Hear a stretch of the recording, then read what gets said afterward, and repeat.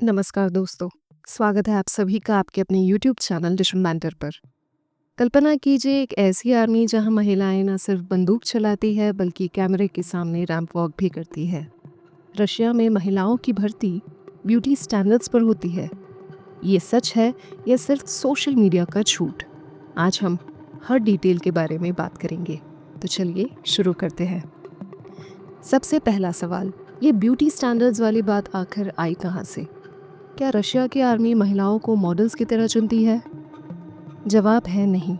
ये एक गलतफहमी है, एक मिथ है। लेकिन इसमें थोड़ी सच्चाई है जो प्रोपेगेंडा मतलब सरकारी प्रचार से बना है। दोस्तों, रशिया की महिलाओं की मिलिट्री हिस्ट्री किसी फिल्म से कम नहीं। शुरुआत होती है वर्ल्ड वॉर 1 से, जो 1914 में शुरू होकर 1918 तक रहा। रशिया के बहुत सारे पुरुष जंग में मारे गए तो आर्मी में जगह खाली हो गई। रशियन आर्मी में मर्दों की भारी कमी हुई तो महिलाएं आगे आई। सबसे फेमस नाम था मारिया बोशकारेवा, एक साइबेरियन किसान महिला जो 1917 में विमेंस बटालियन ऑफ डेथ नाम की यूनिट बनाती है और मिलिट्री यूनिट की कमान संभालने वाली पहली रशियन महिला बनती है। ये पूरी तरह महिलाओं की यूनिट थी। इस यूनिट में ब्यूटी का कोई स्टैंडर्ड नहीं था। मारिया ने महिलाओं का सिर मुंडवाया, टूथब्रश तक छीन लिया ताकि वो मर्दों जैसे दिखे, सैनिकों जैसा बनाया ताकि वो मजबूत लगे, और नतीजा, ज़्यादातर महिलाएं भाग गई।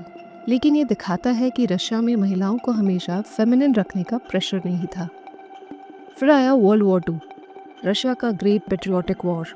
नाजी जर्मनी ने जब सोवियत यूनियन पर ऑपरेशन बारबरोसा के तहत जब हमला किया तो सोवियत यूनियन ने दुनिया को चौंका दिया। सोवियत यूनियन 1991 में डिसॉल्व हो गया, जिसके बाद 15 स्वतंत्र देश बने। उनमें से एक इंडिपेंडेंट देश था रशिया। 3 ऐसी फीमेल लीडर्स जो इम्पोर्टेंट रोल प्ले करती है रशियन आर्मी में। पहली है मरीना रस्कोवा, जिन्होंने स्टालिन, जो रशिया के लीडर थे, उनको मनाकर 3 महिला रेजिमेंट्स बनवाई। दूसरी है मेजर येवदोकिया बर्शांस्काया, उन्होंने इन रेजिमेंट का कमांड संभाला और लीडर बनी।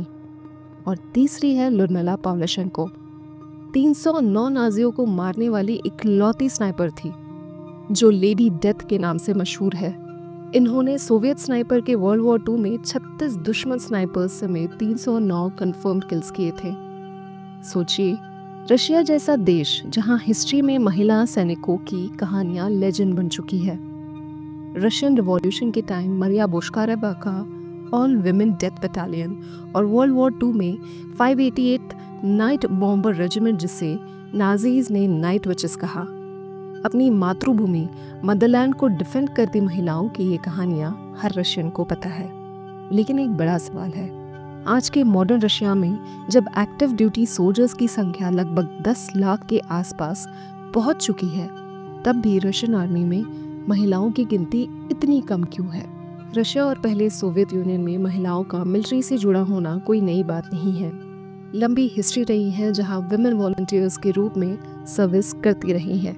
लेकिन ऑफिशियली रशियन मिलिट्री में विमेन का कॉन्ट्रैक्ट के थ्रू एनलिस्ट होने की परमिशन नवंबर 1992 में एक प्रेसिडेंशियल डिक्री मतलब ऑफिशियल ऑर्डर के जरिए मिली। मई 2020 में रशियन डिफेंस मिनिस्टर ने बताया कि रशियन आर्म्ड फोर्सेस में लगभग 41,000 महिलाएं एनलिस्ट है। ये टोटल एक्टिव ड्यूटी फोर्स का सिर्फ 4.2% बनता है। 2018 में ये नंबर थोड़ा ज़्यादा था, लेकिन पिछले 10 सालों से ओवरऑल रेंज 35,000 से लेकर 45,000 के बीच ही रही है। साल 2000 के शुरुआती दौर में ये प्रोपोर्शन लगभग 10% हुआ करता था। मतलब आज के कंपैरिजन में महिलाओं की हिस्सेदारी आधी से भी कम हो चुकी है। वेस्टर्न कंट्रीज से कंपेयर करें तो गैप और क्लियर हो जाता है। जैसे यूनाइटेड स्टेट्स में विमेन आर्म्ड फोर्सेस का 16.5% है, जबकि चाइना में ये लगभग 9% माना जाता है। 1992 में जब सोवियत यूनियन टूटा, रशिया ने महिलाओं को कॉन्ट्रैक्ट पर ज्वाइन करने दिया, लेकिन नंबर्स बहुत ही कम था। पर क्यों? इसके 3 मुख्य कारण हैं। चलिए जानते हैं ये 3 रीजंस कौन से हैं। पहला है जेंडर रोल्स। जेंडर बायस्ड मतलब जेंडर के आधार पर भेदभाव करना। रशिया ट्रेडिशनल फैमिली पर जोर देता है। आर्मी रिक्रूटमेंट में महिलाओं को background roles, admin, communication, medical services, psychology या फैसिलिटी स्टाफ जैसे रोल्स देते हैं। मतलब जहाँ ज़्यादा फिजिकल स्ट्रेंथ की ज़रूरत है, ऐसे रोल्स महिलाओं को नहीं दिए जाते। यह ट्रेडिशनल जेंडर रोल माइंडसेट है, जहाँ महिलाओं को ज़्यादातर रिप्रोडक्शन और मदरहुड के रोल से जोड़कर देखा जाता है। मिलिट्री के बाहर भी प्रेसिडेंट पुतिन का एक ऑर्डर है जो महिलाओं को 450 से ज़्यादा प्रोफेशंस में काम करने से रोकता है। रीज़न दिया जाता है कि हैवी या डेंजरस वर्क उनकी चाइल्ड बेयरिंग एबिलिटी को अफेक्ट कर सकता है। रशिया में कॉन्स्क्रिप्शन यानी मैंडेटरी मिलिट्री सर्विस 18 से 27 साल के मेल्स के लिए ज़रूरी है, लेकिन फीमेल्स पर ये रूल अप्लाई नहीं होता। दूसरा मुख्य कारण है रिस्ट्रिक्शंस। महिलाओं को फ्रंटलाइन से दूर रखा जाता है। टैंक्स, सबमरीन्स, एयरक्राफ्ट या स्नाइपर्स चलाना रिस्ट्रिक्टेड है। जो महिलाएं वॉलंटरीली ज्वाइन करना चाहती हैं उन्हें मॉडिफाइड फिजिकल टेस्ट देना पड़ता है और एनलिस्टमेंट से पहले प्रेगनेंसी टेस्ट भी होता है। एक इंटरेस्टिंग फैक्ट ये भी है कि फॉरेन मेन को रशियन मिलिट्री ज्वाइन करने की परमिशन होती है। उन्हें सिटीजनशिप भी इजीली मिल जाती है, लेकिन फॉरेन से आई महिलाओं को ऐसी परमिशन नहीं मिलती। और तीसरा कारण है रिक्रूटमेंट क्राइसिस। यूक्रेन वॉर से मैन पावर की कमी है, लेकिन महिलाओं को ज़्यादा नहीं बुलाया। रशियन मिलिट्री में एनलिस्ट होने के बाद महिलाएं मेल सोल्जर्स के साथ ही सेम यूनिट्स में सर्व करती है। जेंडर बेस्ड सेपरेट यूनिट्स नहीं होते, उनके लिए अलग बैरक्स और रेस्टरूम्स होते हैं और इन इंफ्रास्ट्रक्चरल कॉस्ट को भी एक वजह माना जाता है जिसके चलते विमेन का प्रोपोर्शन लिमिट किया जाता है। अब आते हैं मेन सवाल पर, क्या रशिया महिलाओं को ब्यूटी के आधार पर अपॉइंट करता है? और जवाब है नहीं, ये एक मिथ है। लेकिन ये मिथ कैसे बना? सबसे पहला रीज़न है ब्यूटी पेजेंट्स। रशियन आर्मी ने 2003 से महिलाओं के लिए miss Russian army, beauty and shoulder straps, makeup under camouflage जैसे अनोखे कॉन्टेस्ट ऑर्गेनाइज किए। सोवियत यूनियन के डिसॉल्व होने के बाद सेना में फंडिंग की कमी थी। युवा लड़के सेना ज्वाइन करने से कतराने लगे थे, इसीलिए ये कॉन्टेस्ट सेना को आकर्षक और मॉडर्न दिखाने का प्रोपेगेंडा टूल बने।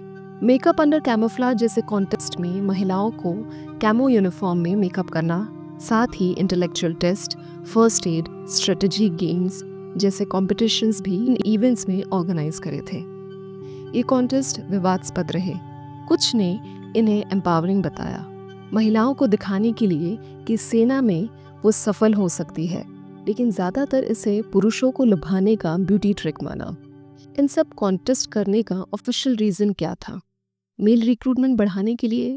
सोशल मीडिया पर प्रोफेशनल और आत्मविश्वास से भरी महिलाएं यूनिफॉर्म में दिखाई जाती है, जो आधुनिक सेना की विविधता को दर्शाती है। लेकिन रियलिटी ये है कि ज़्यादातर महिलाएं लॉजिस्टिक्स, मेडिकल, कम्युनिकेशन जैसे इंपॉर्टेंट बैक एंड रोल्स में है। एक सर्वे के अनुसार 27 महिलाएं एक सीट के लिए अप्लाई करती है, हालांकि सिलेक्शन प्रोसेस स्ट्रिक्ट और मेरिट बेस्ड होता है। ये मिथ क्यों पॉपुलर है? क्योंकि रशिया के कल्चर में महिलाओं को खूबसूरत मानना ट्रेडिशन है, लेकिन आर्मी में ये टूल है रिक्रूटमेंट के लिए। अब खूबसूरती की बात आई है तो बात करते हैं जासूसी की।